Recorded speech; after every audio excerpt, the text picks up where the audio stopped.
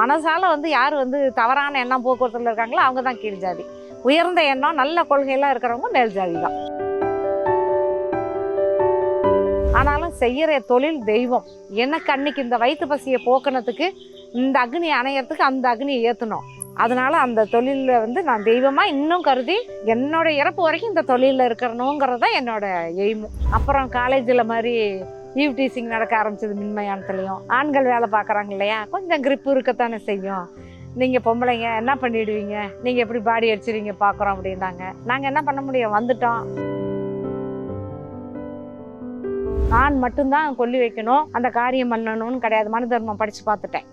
ஏன்னாக்கா எங்கள் ஆளுங்க சும்மா இருக்க மாட்டாங்க, கிளப்புவாங்க. சொத்துல எப்படி பாதி உரிமை கேட்குறோம், அது மாதிரி கொல்லி வைக்கிறதுலையும் செய்வோம்.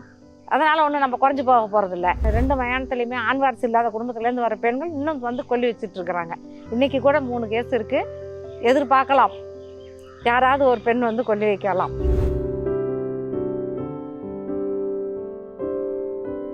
நாங்கள் பிறந்த ஊரில் நாங்கள் ஒரு குடும்பம் மட்டும்தான் பிராமண குடும்பம். நாங்கள் குடியிருந்த பக்கத்தில் எல்லாமே அப்பர், அதாவது கம்மியான இனத்தவங்க தான் இருந்தாங்க. எனக்கு அப்போ அந்த ஜாதி இதெல்லாம் தெரியாது. அதான் சொல்கிறேன், அக்ரஹாரத்தில் இருந்தால் அவங்க அந்த இதையே சொல்லி நமக்கு அது மைண்டில் ஆகி அதை பார்க்கும்போது அந்த ஒரு தாக்கமெல்லாம் வரும். நான் அப்படி கிடையாது. எல்லாத்துக்கூடயுமே சோசியலாக இருப்பேன், சகஜமாக பழகுவேன். சாப்பிட்றப்பையும் கூட சேர்ந்து சாப்பிட்டுப்பேன். அசைவம் மட்டும் சாப்பிட மாட்டேன், அது கொடுத்து பழகாதனால எனக்கு அது விருப்பம் கிடையாது. சேர்ந்து விளையாடுறது, சேர்ந்து சாப்பிட்றது எல்லாமே அதில் நான் ஜாதி மதம் என்ன வேறுபாடே பார்க்க மாட்டேன். பாரதியார் பிராமின் தான், ஆனாலும் அவர் ஜாதிகள் இல்லடி பாப்பான்னு சொன்னதை என்னோட மைண்ட்லேயும் வந்துருச்சு. அப்புறம் பெண்கள் சாதிக்கணும்னு அவர் சொல்லி கொடுத்தாரு, அதுவும் எனக்கு தாட்டு.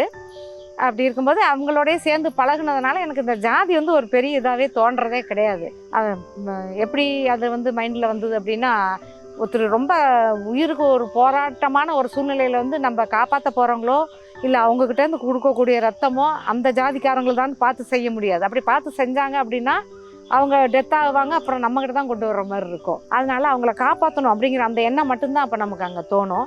அப்போ இந்த ஜாதியெல்லாம் அங்கே அடிபட்டு போகும். காலேஜ் படிக்கும்போது இந்த ஜாதி மதம் இதெல்லாம் எனக்கு கொஞ்சம் அதிகமாகவே இருக்கிறது இல்லை, பிடிக்கிறதும் கிடையாது.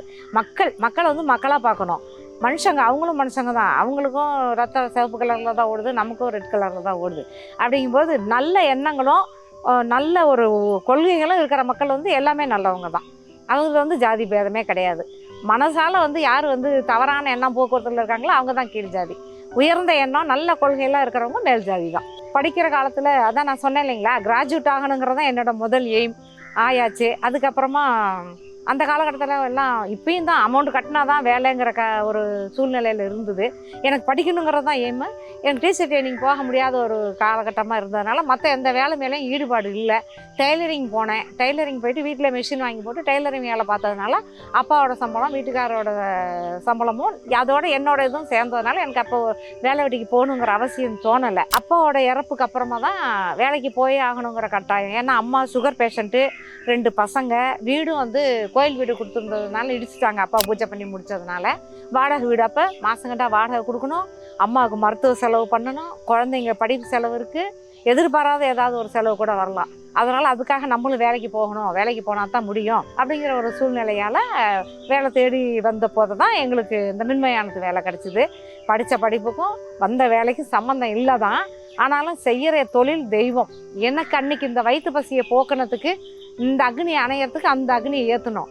அதனால் அந்த தொழிலில் நான் தெய்வமாக இன்னும் கருதி என்னோட இறப்பு வரைக்கும் இந்த தொழிலில் இருக்கிறணுங்கிறது தான் என்னோட எய்மும். ஆரம்பத்தில் இந்த வேலைக்கு வரும்போது மக்கள் ஒரு என்ன சொல்கிறது, ஒரு பதட்டமாகவும், என்னடா அது ஒரு எம்ஏ படித்து ஒரு பிராமண சமுதாயத்தில் பிறந்து ஒரு பொண்ணாக இருந்து இந்த மாதிரி இப்படி இந்த வேலைக்கு வந்திருக்காங்களே, இது ஒரு குறிப்பிட்ட சமூகம் மட்டும்தானே இந்த வேலையை ஏற்று செய்வாங்க. கிராமம் நகரம் எல்லா இடத்துலையுமே வெட்டியான சொல்லக்கூடிய அந்த ஒரு குறிப்பிட்ட ஆளுங்க மட்டும்தான் இதை செய்வாங்க, அதுவும் ஆண்கள் மட்டும்தான் செய்வாங்க.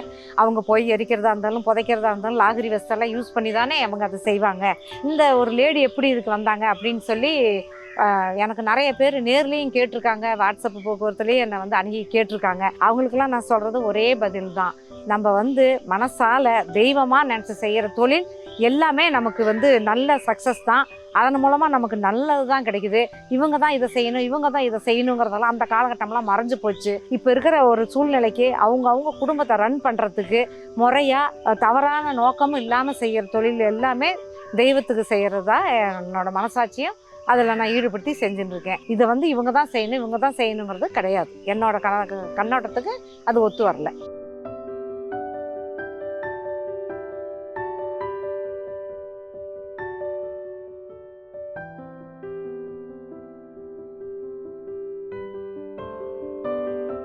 இறந்த பாடி வந்து கொஞ்சம் கொழுப்புள்ள பாடியாக இருந்ததுனாக்கா ஒரு 3/4 மணி நேரத்தில் அவங்க தகனம் ஆகிடுவாங்க, அஸ்தி அள்ளிக்கலாங்க.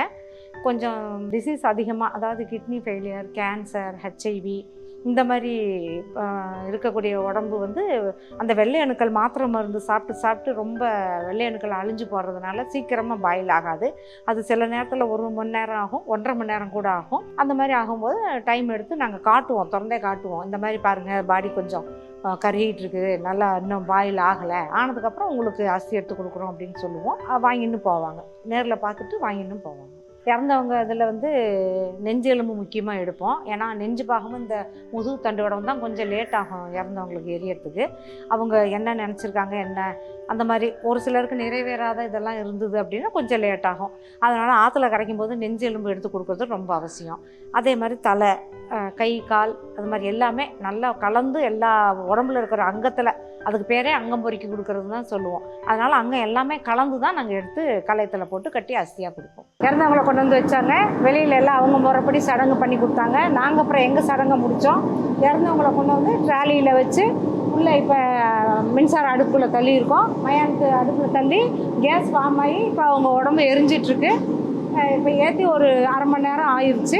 இன்னும் ஒரு 1/2 மணி நேரத்தில் அவங்க அஸ்தி எடுத்து கொடுக்கறதுக்கு ரெடி ஆகிடும். அஸ்தியில் வந்து அவங்களோட நெஞ்சு எலும்பு, கை கால் எலும்பு, தொடை எலும்பு, முதுகெலும்பு, மண்டை ஓட்டில் ஒரு சில இதில் மண்டை நல்லா அப்படியே வெடித்து அந்த ஓடு பார்த்திங்கன்னா நல்லாவே வெந்து போயிருக்கும். அதை எடுத்து பார்த்தா அப்படியே விபூதி மாதிரி இருக்கும். அந்த இது கூட எடுத்து அப்படியே நாங்கள் அங்கம் பொறுக்கி வச்சதில் மேலாக களையத்தில் வச்சு மண்டை ஓட்டை கட்டி கொடுப்போம். அங்கத்தோட பொறுக்கி எடுத்து கொடுப்போம். ஓப்பன் பண்ணி தான் வச்சுருக்கோம். நமக்கு அந்த ஃப்ளோயர் மோட்டர் ஓடுறதுனால நமக்கு இந்த பக்கம் புகை வர வாய்ப்பு இல்லை. இன்னும் டோர் க்ளோஸ் பண்ணிட்டா இந்த புகை கூட நமக்கு வெளியில் வராது, ஸ்மெல்லும் எதுவுமே வராது. இடம் சுத்தமாக நீட்டாக நம்ம வச்சுருக்கோம். இங்கே வந்தாக்க நமக்கு அந்த ஒரு இறந்தவங்க எரிக்கிற மாதிரியே தெரியாது. அடுப்பை திறந்து பார்த்தா தான் இறந்தவங்களை அங்கே எரிக்கிற இடங்கிறதே நமக்கு தெரியும். இந்த அம்மாவுக்கு வந்து கேன்சர் வியாதி வந்து இறந்து போயிருக்காங்க. அதனால் கைகாலெலாம் கொஞ்சம் ரொம்ப அலண்ட மாதிரி சைட்லலாம் உழுகும். அப்போ நம்ம சவுல் வச்சு எடுத்து பர்னருக்கு நேராக அவங்கள கொண்டு வந்து கொடுத்தா தான் அது எரியும். இது எப்படி எரியறதுக்கு இன்னும் ஒரு 1/2 மணி நேரம், 3/4 மணி நேரம் கூட ஆகிடும். கேன்சர் பாதிப்பு 5-6 வருஷம் ஆனதுனால இது எரியறதுக்கு இன்னும் ஒரு 1 மணி நேரம் கூட ஆகும். ஃபுல்லாக எரிஞ்சு முடியறதுக்கு 1 மணி நேரம் கூட ஆகிடும். இவங்க கேன்சரில் இறந்ததுனால மருந்து மாத்திரை அதிகமாக எடுத்தனால இவங்க பாடியில் கொழுப்பு கம்மியாக இருக்கிறதுனால கருகிட்டு எரியுது. இதே மெடிசன் இல்லாமல் எந்த டிசீஸும் இல்லாத பாடியாக இருந்ததுன்னா அந்த உடம்புலேருந்து இறங்குற அந்த கொழுப்பு படன்னு படும்போது பாடி நல்லா பிடிச்சி எரியும். இப்போ இது கொஞ்சம் கேன்சரில் 5-6 வருஷம் பாதிக்கப்பட்டதுனால கொஞ்சம் கருகிட்டு தான் எரிஞ்சிட்ருக்கு. இப்போ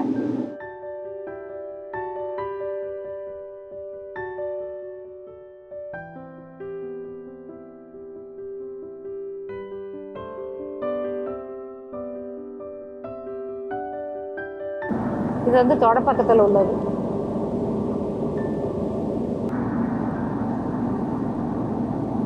இதை எடுத்து இந்த மண்டோட்டை இந்த மாதிரி வச்சு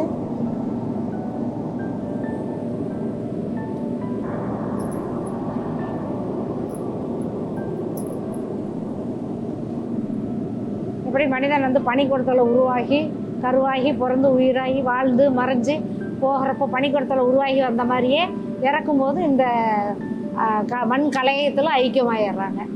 6 அடி உருவமாக இருந்தாலும் இதுக்குள்ளே அடங்கிடும்.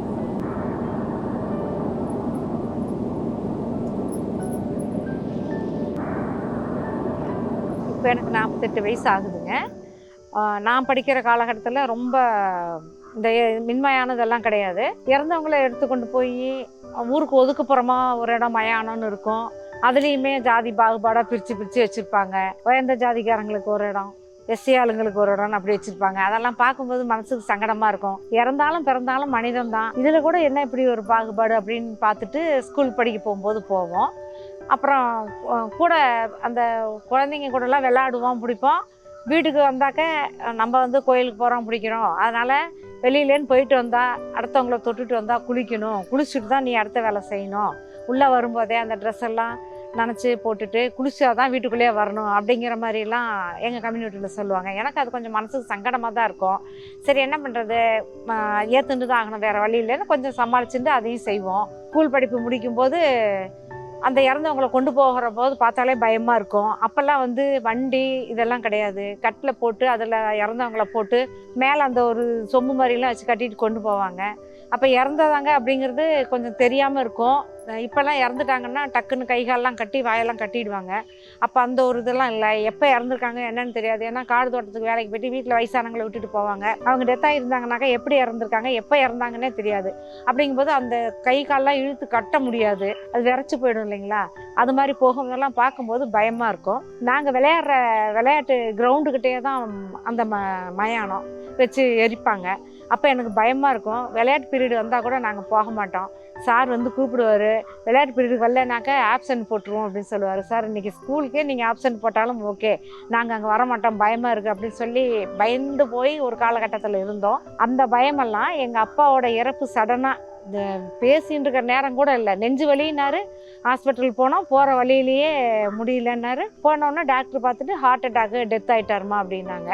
அந்த ஒரு சடனாக அவரோட இறப்பு எங்களால் தாங்கிக்க முடியல. அதாவது வயசானாலும் உடம்பு முடியாமல் ஒரு ஹாஸ்பிட்டல் போய் படுத்திருந்து தாங்க மாட்டார், சொந்த பந்தங்களுக்கு சொல்லிவிடுங்க, என்ன வேணும் என்னன்னு கேளுங்க நீங்கள் தாய் பிள்ளைங்களாம் அப்படி சொல்லி இறந்துருந்தா மனசுக்கு ஒரு சங்கடம் இல்லாமல் இருந்திருக்கும்.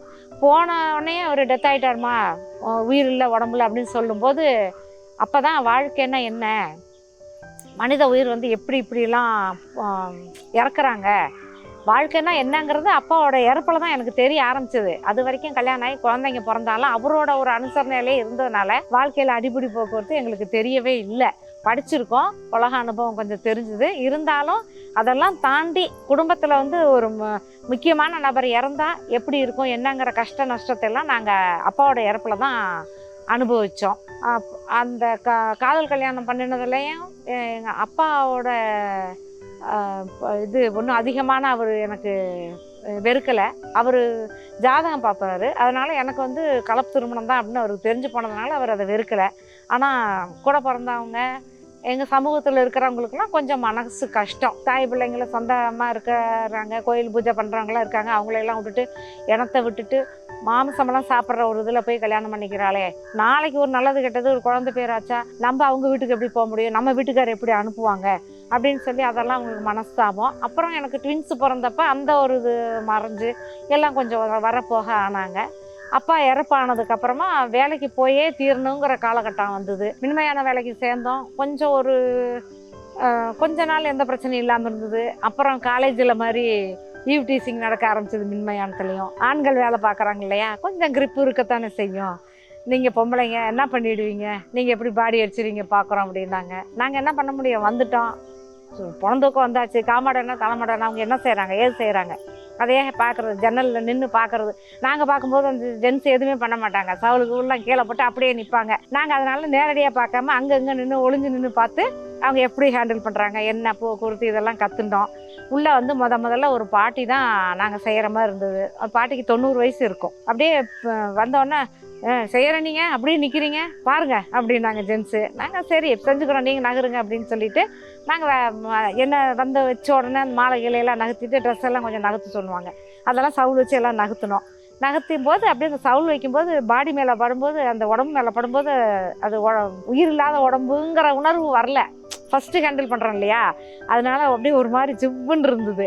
அப்புறம் அப்படியே வச்சோம், மரக்கட்டை மேலே வைக்கிற மாதிரி இருந்தது. சரி இப்படி தான் பண்ணணும்னு மைண்டு வந்து பயப்படாத நமக்கு இதுதான் வேலை, நம்மளுக்கு குடும்பம் இருக்குது, நம்ம குடும்பம் காப்பாற்றணும், நம்ம அம்மா வயசானவங்க இருக்காங்க, அப்படியே இந்த ஒரு எண்ணங்கள்லாம் வர அந்த பயம் அப்படியே விலகி அப்படியே ஹேண்டில் பண்ண ஆரம்பிச்சிட்டோம். முதல்ல அந்த பாட்டியை நல்லபடியாக எரிச்சு அஸ்தி எடுத்து கட்டி எல்லாம் கொடுத்தது பார்த்தோன்னே பரவாயில்ல, முதல்ல கேஸே இவ்வளோ தூரம் நல்லபடியாக செஞ்சிட்டீங்க அப்படின்னு ஓனர்லாம் எங்களை ஊக்கப்படுத்தினாங்க. அப்புறம் கொஞ்சம் இவங்களுக்கு பயம் வந்துருச்சு, சரி முழுக்க விட்டா நம்மளையெல்லாம் வெளியே தள்ளிட்டு இவங்களே ஆக்கிரமிச்சிடுவாங்களோன்னு அப்புறம் அவங்களும் சேர ஆரம்பித்தாங்க. நாங்கள் எதுக்கும் ஏன் வர்றீங்கன்னு கேட்கல, ஏன் செய்யலைன்னு கேட்கல, செஞ்சிங்கன்னா செய்யுங்க, செய்யலையே நாங்கள் பார்த்துக்குறோம் அப்படிங்கிற காலகட்டத்தில் நாங்கள் செஞ்சுட்டு இருந்தோம். அதுக்கப்புறம் அந்த இதை முடிச்சுட்டு அன்னைக்கு போய் வீட்டில் இருக்கும்போது எல்லாம் பேசிக்கிறோம் அம்மாட்ட, அம்மா அந்த மாதிரி ஒரு பாட்டி செஞ்சோம், ஆனால் இந்த நிமிஷம் வரைக்கும் ஒரு மாதிரி படபடப்பாகவே இருக்குது அப்படின்னு சொல்லி அம்மாட்ட கலந்துட்டோம், வீட்டில் பேசியிருந்தோம். அப்புறம் அம்மா சொன்னாங்க,